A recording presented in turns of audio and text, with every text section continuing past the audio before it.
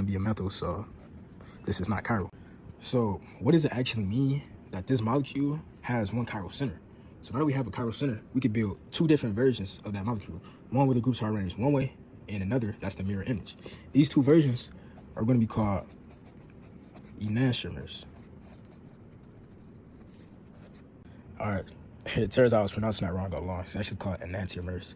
So basically, enantiomers, they are categories of stereoisomers. So they have the same atoms, same bonds, but like stereoisomers, they have a different 3D orientation.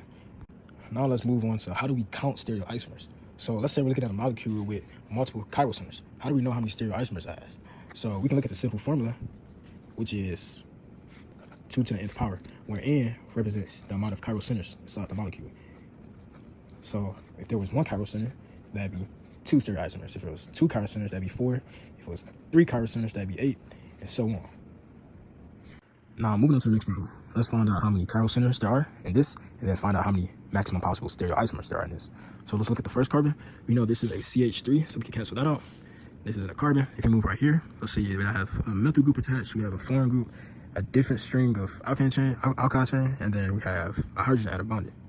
So this right here, there's a chiral center. Let's look at 3. We have a chain right here, we have a chain right here, and we have a group going up, and we have the hydrogen, the invisible hydrogen. So this is also a chiral. Let's see right here, this needs 2 hydrogens, so we cancel that out, cancel that out, cancel that out.